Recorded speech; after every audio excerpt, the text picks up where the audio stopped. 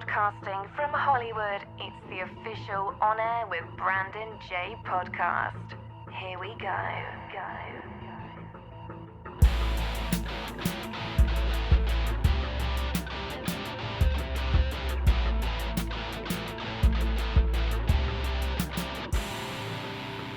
Hey guys, welcome back to On Air with Brandon J. We're joined by a special guest today.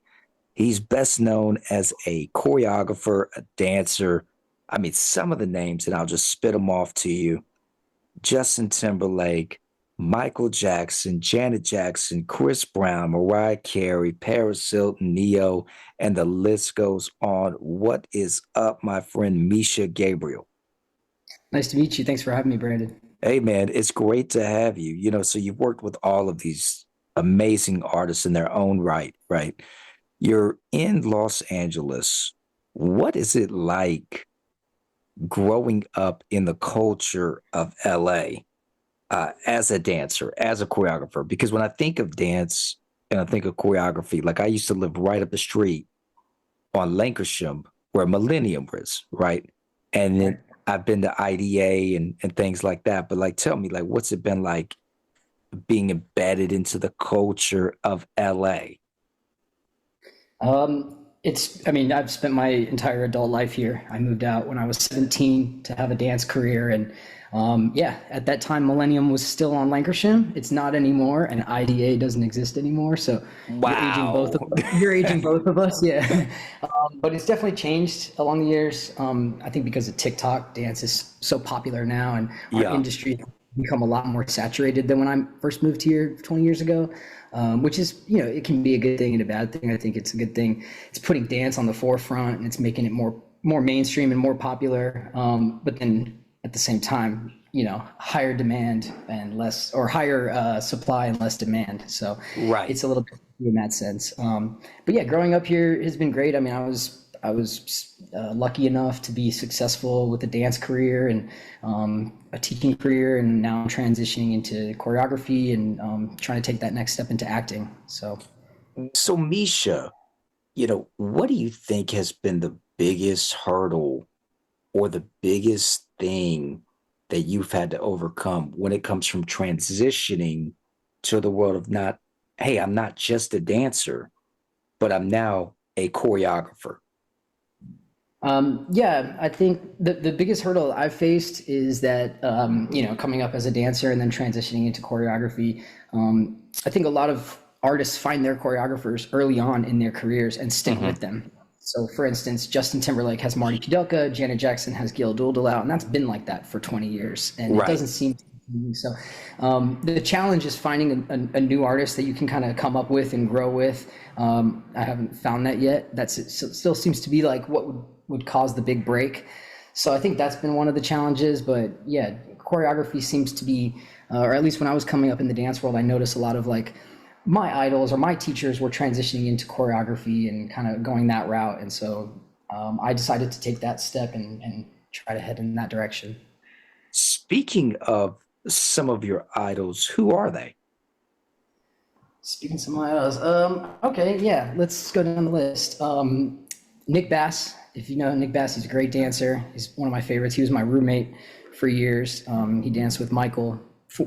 He danced for Michael with me. He danced for Janet with me. We did a bunch of stuff together over the years. Brian Friedman was one of my early mentors and teachers. Marty Kudelka, the same, one of my early mentors and teachers. Rich and Tone Talawega. Going back to legends like Bob Fosse, Gene Kelly, Barry Lather, who's still alive and he's amazing. The list goes on. That is awesome. Like you've definitely got a history. You've worked with some of the greats. When I think of Michael, MJ, and God rest his soul, MJ was just incredible, the king of pop. MJ was such a perfectionist. Would you say that MJ influenced your work ethic to what you're doing to this very day? 100%. Yeah. I mean, out of all the artists I've danced for, all the projects I've ever been on, This Is It and dancing for Michael was definitely like witnessing an artist being the most hands-on and thorough out of any project I've ever worked on, and that definitely influenced my work going forward. Just thinking about all the things that make the quality, level up. So that was definitely a big part of that. Awesome, awesome. So Misha, fast forward to March 2025. You're working in the promo realm with Capital Cities. They've got a new single titled Farrah Fawcett Hair. And I think that's kind of a unique title. I don't think I've ever heard a song with that title before. Yeah, it's really cool. They're a funky, unique band, so it fits them well. And what's next for you, Misha? I mean, you've done all this great stuff, but I know you're constantly working and you're moving and shaking, and so what's next? Just trying to find my own lane in the choreography world, like I mentioned before, transition into acting, and just kind of keep doing what I've been doing in the industry. When you mention transition to acting, the first name that pops up in my head would be Darren Henson. I mean, he's great as a dancer, choreographer, whatever it might be, but he was able to transition into the world of acting years ago. And then most recently, his role on The Family Business on BET. So when you say transition into acting, what kind of roles would you like to play? I got a chance to play Eddie in the Step Up Revolution, Step Up All In, and that was my first time acting, and I kind of got the bug. My first day on set was with Peter Gallagher, who's a renowned actor, and you probably heard this before, but like good actors can elevate your performance, and that's exactly what happened. It was my first day shooting any kind of acting, and I felt like a real actor. He made it so incredibly real that it was really easy for me to play my part. And so I definitely got the bug after that and tried to pursue acting a little bit more after the films had ended, but found that it felt a little bit like starting over. I had already established myself in the dance world, so it was a little tricky for me to kind of jump ship, but it's something I'm really passionate about. I feel like I could do some roles that aren't just dance, and I could be taken seriously as an actor. So right now I'm trying to train myself, because that's, I think, what made me a good dancer is getting knowledge and information. So I'm studying, and I think transitioning would be just allowing myself to step away from some of the dance jobs and go after more acting roles a little bit more consistently. Misha, what would you say would be the best advice that you, based on your personal experiences, that you could give out to those that are trying to make headway? Because like you said, a lot's changed with TikTok, with IG, with all of these different social media platforms. So what advice would you give them? I think one of the things that's brought me success in this industry is just my resilience. So I've been here 20 years. It hasn't been easy, all of them. There's been definitely like rises and falls. But there's never been a time where I've given up, and I'm after a goal. So just, being able to have thick skin enough to be told no and to be able to accept it, not take it personally, and then to stay focused on what that goal is. I was thinking about this earlier, but there's an audition I was called on. There was an audition I found out about for dancers 5'10" and above, and I'm 5'8", and I remember being like, all right, I'm gonna crash this. It was for Beyonce, and I crashed the audition, and there was a dancer there that had the same thought as I did, like, who cares if we're not tall enough? We found each other at the audition. We're like, we're booking this together. Yeah, the exception. So there's always an exception to every rule. Yeah, we show you what you want. You don't know what you Right. want. We're going to show you what you want us. So that was the mentality. And we ended up booking the audition. It was Beyonce Get Me Body video. And so I think that mentality of going into this industry with like, I have something that you need. And that kind of changes the mentality. I've heard George Clooney talk about the same thing with acting. And I definitely felt that way with dance. So now, I have to trick myself into applying that with acting, which I'm less confident in, but it should be the same application of the rule. Misha, you've got the so current right now, getting ready to roll out is the Capital Cities promo that you did for Farrah Fawcett Hair, their new single. Are there any other artists that you're working with that you can kind of give us a hint?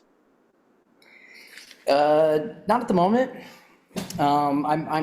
This job with Capital Cities came about through, I directed and choreographed two international tours for two Mexican artists, and through this company, the Music Business Company. And they were the ones that actually are affiliated with Capital Cities. So they put together this whole idea of creating this new way of doing promo, which I think could be the next wave of promotional materials or promotional content in the dance world and in the music world. So, this came about through them. They might have some more opportunities coming about. I'm continuing to work with them on seeing if we can make this idea a common thing and sell it to different bands and different artists. If I can touch on that real quick, as dancers, we kind of already do this anyway, but for free. So to me, this is the next wave of, you'll find a dancer puts out a video and it'll go viral, and they won't reap any of the benefits from it. So now this is a way of getting compensated financially, and I think it might be, like I said, like the new wave in promotional content.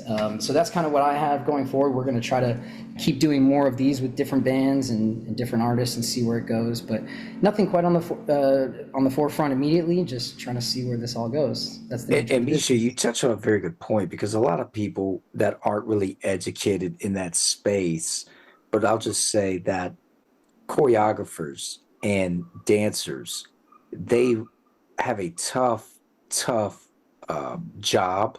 It's incredible dedication, hard work, commitment, and the pay is not necessarily as advantageous as other professions in the entertainment industry. So I commend you on thinking out of the box and looking at ways that you can really boost income for not only yourself as a dancer and choreographer, but for others as well. Yeah, I learned early on you kind of have to.